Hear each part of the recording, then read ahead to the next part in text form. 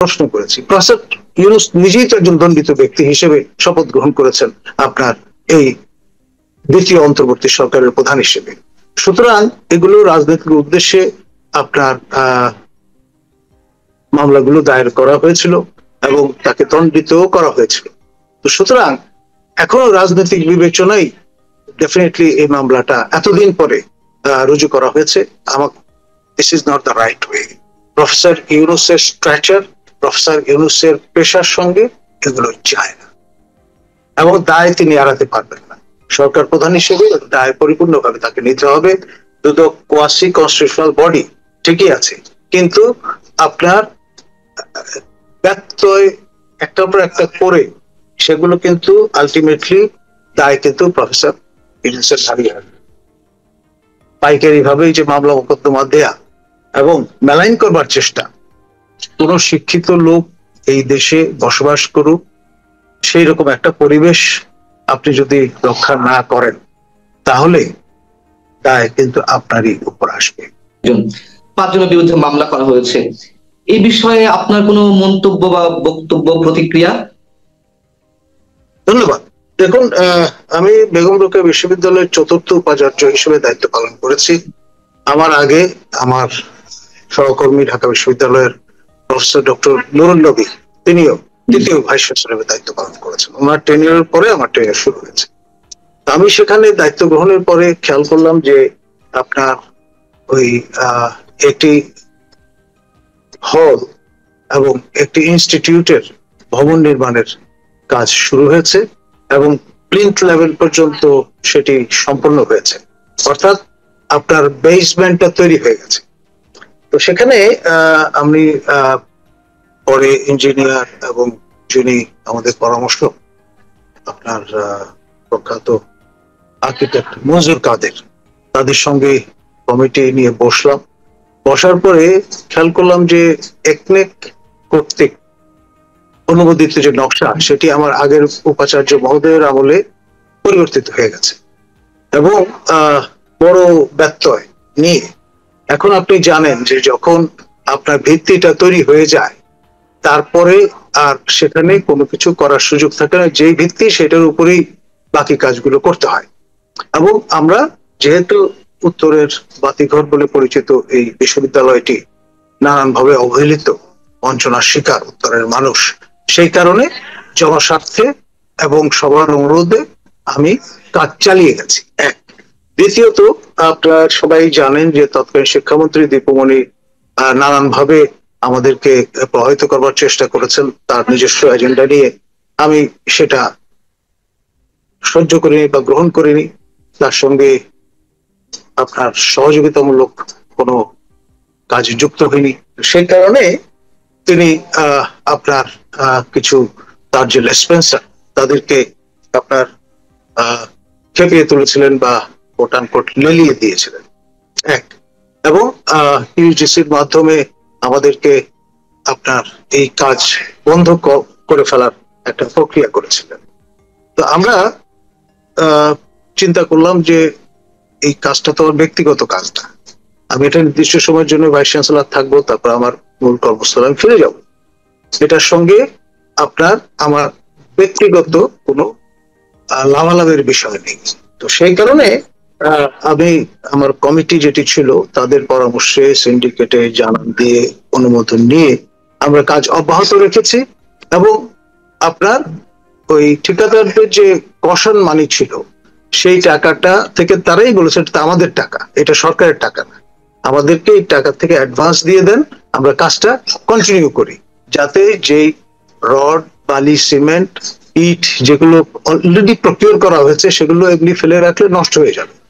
তো সেই জন্য আমার কাছে মনে হয়েছে আপনার প্রতিষ্ঠানের আপনার সর্বোচ্চ কর্তৃপক্ষ হিসেবে আপনার এই কাজটি চালু রাখার জন্য সেই অর্থ খরচ করার অনুমোদন দিয়েছি এবং তারা সেটা করেছে।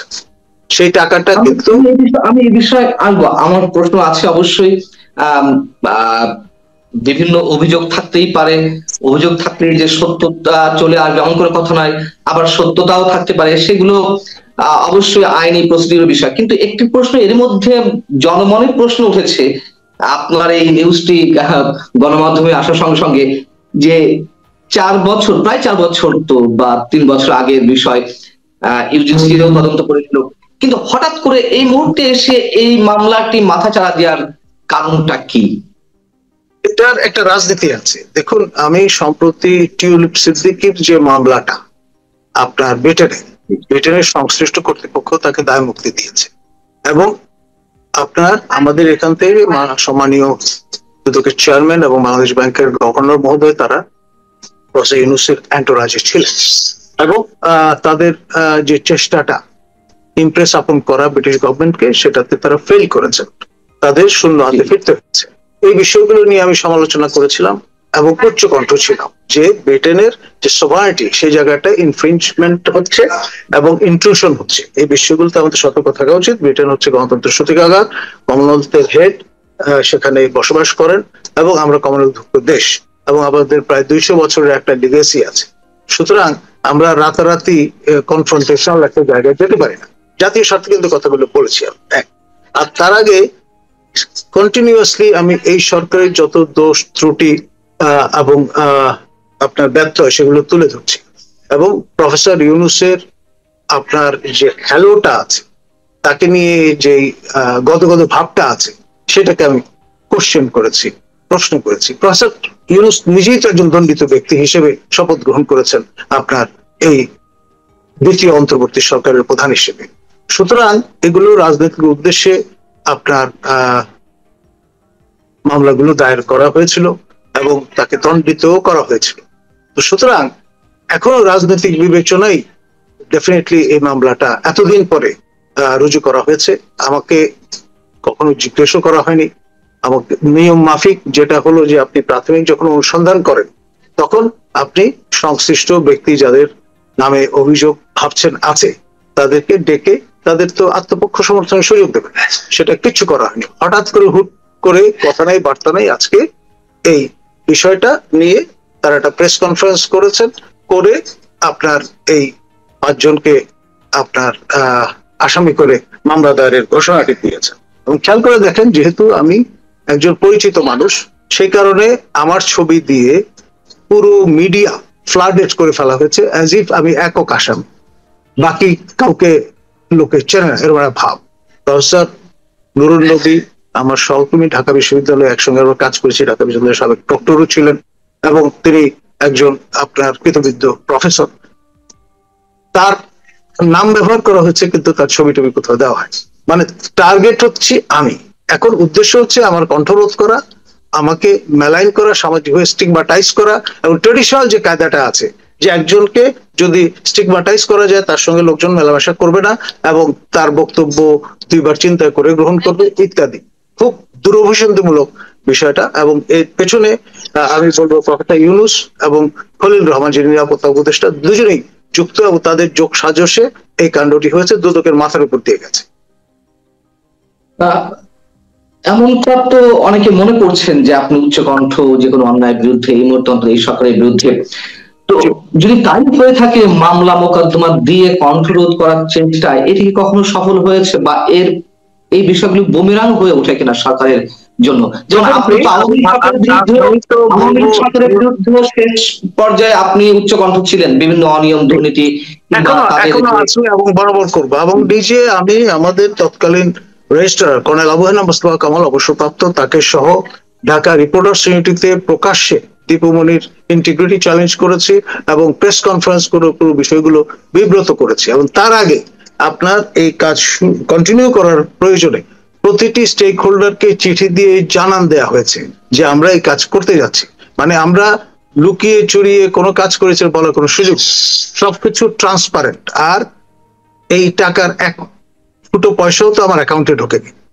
আপনার সেখানে নিয়ম মাফিক যে বৈঠকগুলো করতে হয়েছে, সেটার জন্য আইনত যেই আপনার সিটিং অ্যালাউন্স বরাদ্দ 3-5 হাজার টাকা, সেই ধরনের অর্থ গ্রহণ করা ছাড়া একটা ফুটো পয়সা কিন্তু আমরা কেউই গ্রহণ করিনি। আর ঠিকাদাররা ঠিকাদারদের টাকা নিয়েছেন, তাদের টাকা ব্যবহার করেছেন প্রকল্পের কাজে, এবং সেটা তো অ্যাডজাস্টেড হয়ে যাবে নিয়ম মাফিক। এটা একটা আগাম সমন্বয়ের মতো বিষয়। খুব উদ্দেশ্যমূলক ভাবে প্রফেসর ওই নূর নবীর আমলের যে বিষয়গুলো সেগুলোকে সঙ্গে যুক্ত করে দিয়ে আপনার একটা মেলাইন করার চেষ্টা উদ্দেশ্যমূলকভাবে, রাজনৈতিক উদ্দেশ্য প্রণোদিত, এবং এই সরকারের যে সূক্ষ্ম রাজনীতি আছে তার বহিঃপ্রকাশ এর মধ্যে আমি লক্ষ্য করছি। যদি তাই হয় যে আপনি এই সরকারের বিভিন্ন অনিয়ম বা অপকর্মের বিরুদ্ধে কথা বলছেন, তাহলে অন্য আর যারা বলছে তাহলে কি আমরা ধরে নেব যে সবাইকে এই মামলা মোকদ্দমার এক ধরনের ভয় ভীতির মধ্যে রাখার একটা চেষ্টা করা হচ্ছে? ডেফিনেটলি ধরুন আমাকে একটা কেস স্টাডি হিসেবে ধরে মেলাইন করার চেষ্টা থেকে বাকি সবাইকে সতর্ক করার একটা প্রক্রিয়া এটি, এতে কোনো সন্দেহ নেই। এবং আপনার এর আগেও দীপমণির ইঙ্গিতে আমার নামে ডিজিটাল সিকিউরিটি অ্যাক্টের আওতায় মামলা করা হয়েছিল, আমরা কিন্তু মাথা নোয়াইনি, উচ্চকণ্ঠ ছিলাম বরাবর সেই আমলেও, এবং প্রতিবাদী ছিলাম, প্রতিবাদ করেছি এবং আল্লাহর রহমতে সেই মামলা জয়লাভ করেছি। এই বর্তমান মামলাও আমি মনে করি টিকবে না। এক, আর গায়ের জোরে অবৈধ প্রভাব খাটিয়ে যদি করা হয়, আমি বলবো জনগণের করের টাকায় পরিচালিত দুদকের যে সময় এবং ম্যান ডেইজ তা নষ্ট হয়েছে, অপচয় হয়েছে। এবং আমি বা ধরুন যারা উচ্চকণ্ঠ, আপনি বা আপনার মাসুদ কামাল কিংবা রনি বা অন্যরা দেশের ভেতরে থেকে যারা সমালোচনা মুখর, তাদের কোনোভাবেই কেউ কুপকাত করতে পারবে। আমরা কোনো অবস্থায় মাথা নোয়াবো না এবং আমাদের যে ট্র্যাক রেকর্ড আছে সেটি সমুন্নত রাখবো।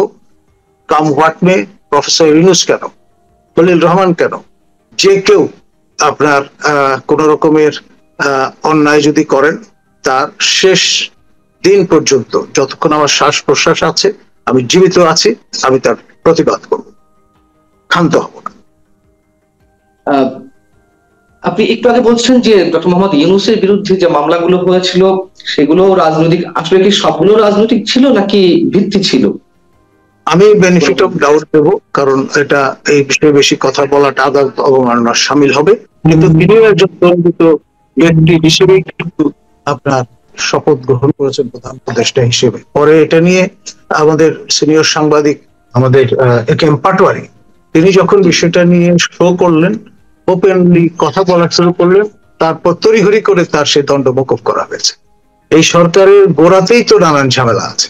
আপনার এই যে রেফারেন্স, সেটা নিয়ে প্রশ্ন উঠেছে। তারপরে আইএসপিআর যখন তালিকাটা হাজির করে দিল, যে মাননীয় তৎকালীন প্রধান বিচারপতি এবং মাননীয় বিচারপতি দুজনই তাদের হেফাজতে ছিলেন, তখন কিভাবে গোজামিল দিয়ে আপনার এই রেফারেন্সটা প্রণয়ন করা হয়েছে। তো সেই জন্য একে একে যত গভীরে যাবেন ততই দেখবেন এর মধ্যে নানান গোজামিল আছে। এখন ধরুন, ক্ষমতা চিরস্থায়ী নয়, মৌরুষি পাট্টা নয়, আর এককভাবে প্রফেসর ইউনূস পৃথিবীতে প্রথমবারের মতো নোবেল পুরস্কার পাননি, সে বিষয়গুলো কিন্তু ভুলে গেলে চলবে না। আপনার তার যেই দর্শগুণের একজন মানুষ, মানবীয় যে সত্তা, সেই অনুসারে তার স্ট্রেংথের জায়গা যেমন আছে, উইকনেসও আছে। সে বিষয়গুলো নিয়ে যেহেতু তিনি আপনার প্রাইভেট লাইফ থেকে পাবলিক লাইফে এসছেন, as a public member of the public community, আমাদের প্রত্যেকের অধিকার আছে তাকে নিয়ে সমালোচনা করার, কথা বলার। এই সেই জন্য কুপিত হয়ে তিনি দুদকের মতো ইনস্ট্রুমেন্টকে আপনার রাগ বিরাগের বশবর্তী হয়ে আমাদের বিরুদ্ধে ব্যবহার করবেন, সেটা কখনোই আমি মনে করি ধোপে টিকবে না, এবং কালের বিচারে তা সবাই বিবেচনায় নেবেন। বিষয়টা দ্রুততম সময়ের মধ্যে কি করতে পারে, আপনি যেমন কোন রকমের আমাদেরকে ফর্মালি ডেকে জিজ্ঞাসাবাদ না করে, কোন রকমের ইন্টারভিউ না নিয়ে হুট করে আপনি একটা মামলা রুজু করে দিলেন। এক, তারপরে দ্রুততম সময়ের মধ্যে একটা চার্জশিট হাজির করলেন, করে ধরেন আটক করার ব্যবস্থা করলেন, তাতে কি সরকার খুব গৌরবান্বিত হবে? বা আমাদের কণ্ঠ হয়তো আপনি বাহিনী দা বার রেখে সাময়িকভাবে আপনি রুদ্ধ করার চেষ্টা করবেন। কিন্তু আমি দীর্ঘদিন ধরে অ্যামনেস্টি ইন্টারন্যাশনালের সঙ্গে কাজ করে অভ্যস্ত, অসংখ্য প্রিজনার অফ কনসায়েন্সের কেস নিয়ে ক্যাম্পেইন করেছি দেশে বিদেশে। আমাদের মতো লোককে আপনি এইভাবে হয়রানি করার উদ্যোগ নিয়ে, আর যাই হোক, এই সরকার মহিমান্বিত হবে না, হতে পারে না। বলছেন যে হুট করে মামলাটি হয়েছে, কিন্তু 2021 সালেই তো ইউজিসি তদন্ত করেছিল এবং তারা নাকি সেখানেও যাদের দিয়ে তদন্ত করেছে তাদের একজন বরখাস্ত, আরেকজন আপনার মামলার আসামি। তাদেরকে দীপমণি ভয় দেখিয়ে, নানান প্রলোভন দেখিয়ে এই ধরনের একটা দায়সারা গোছের তদন্ত করবার চেষ্টা করেছিল, এবং সেটি নিয়ে কোন রকমের সাবস্টেন্স যদি থাকতো ওটা করতে গিয়ে বরং আরো যেটা হয়েছে, আমরা যেটা বারবার বলে আসছিলাম যে আমার দায়িত্ব নেওয়ার আগে এই কাজগুলো সম্পন্ন হয়েছে, সুতরাং ওর দায় আমি কেন নেব? যখন আপনি একজন উপাচার্য হিসেবে দায়িত্ব গ্রহণ করেন, ধারাবাহিক ভাবে কতগুলো কাজ করে যেতে হয়। এটা হচ্ছে অফিস অফ দ্য ভাইস চ্যান্সেলরের কাজ, ব্যক্তি প্রফেসর নূর নবী বা প্রফেসর কলিমুল্লাহ। ওই বিশ্ববিদ্যালয়টি নানান ভাবে সংকট সংকুল একটি জায়গা। আমাদের দ্বিতীয় ভাইস চ্যান্সেলর একদিন আগে অব্যাহতি পেয়েছিলেন এই দুর্নীতির অভিযোগে, প্রফেসর জলিল রাজশাহী ইউনিভার্সিটি, এবং তিনি যেই কাজগুলো করেছিলেন সেই কারণে এই বিশ্ববিদ্যালয় স্টিগমাটাইজড হয়েছে এবং তার নামে দুদকের মামলা হয়েছে, জেলও খেটেছে। এখন ধরুন সবাইকে এক কাতারে ফেলে এক কায়দায় হেনস্থা করার যে অপচেষ্টা, সেটি আমি বলবো সরকারের করের যে জনগণের যে কর দিয়ে সরকার লালন পালন করা হচ্ছে তার অপব্যবহার, ক্ষমতার অপব্যবহার, এবং ট্রেডিশনাল যে কায়দাগুলো আছে, মানুষকে ভয় দেখানো, মানুষকে বিব্রত করা, মানুষকে স্টিগমেটাইজ করা। এখন খেয়াল করে দেখেন সারা দেশ ফ্লাডেড, সবগুলো ইলেকট্রনিক প্রিন্ট মিডিয়ায় আমার নাম ফলাও করে বলা হচ্ছে। তার মানে এটা তো ইন এ ওয়ে আমার উপকারী হচ্ছে। পুরো জনগোষ্ঠী জানে যে আমি কি কাজ করি, কেন করি, এবং কি কারণে আমাকে বিব্রত করার চেষ্টা চলছে। আমি চেষ্টা করেছিলেন, পরে সফল হননি। প্রফেসর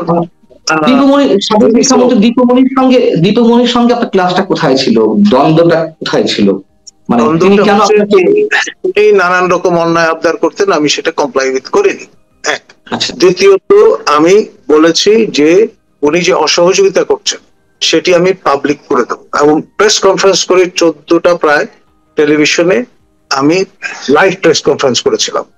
তখন থেকে তিনি আমাকে মেলাইন করবার চেষ্টা করছেন, মিডিয়াতে আমাকে এক ধরনের বিতর্কিত চরিত্রে রূপান্তরিত করার জন্য একই নিউজ বারবার করবার চেষ্টা করেছেন। করে বিষয়টা হয়েছে আমি এক ধরনের জাতীয় পরিচিতি অর্জন করেছি, এবং আমি এই প্রফেসর ইউনূসের আমলে যেটা পেলাম, ডেফিনেটলি দেখবেন আল্লাহর রহমতে আন্তর্জাতিক পরিচিতি লাভ করব। আমার শেষ প্রশ্ন, যদি এই যে অভিযোগে আপনার বিরুদ্ধে মামলা হয়েছে এর সত্যতা না থেকেই থাকে, যদি সত্যি সত্যি শুধুমাত্র উচ্চ কণ্ঠ যে আপনি বিভিন্ন অন্যায়ের বিরুদ্ধে, অপরাধের বিরুদ্ধে, এই কারণে যদি মামলাটি হয়ে থাকে, এবং নিশ্চয় আরো অনেকের বিরুদ্ধে হবে, এ করে কি আসলে শেষ রক্ষা কোনো সরকারের হয় বা হয়েছে কখনো, বা অথবা এই সরকারের জন্য হবে? দেখুন 1971 সনে আমাদের জাতীয় বীর যারা, তাদের প্রত্যেকের নামে 14 বছরের সশ্রম কারাদণ্ড দেওয়া হয়েছিল আপনার পুরস্কৃতকারী বিবেচনায়। আপনার নূরে আলম সিদ্দিকী বলুন, শাহজাহান সিরাজ বলুন, আসমা আব্দুর রব বলুন, আব্দুল কুদ্দুস মাখন বলুন, তাই না? তো সুতরাং এগুলো ইতিহাসের অংশ। তো এইসব আপনার বিষয় কখনো ধোপে টেকে না।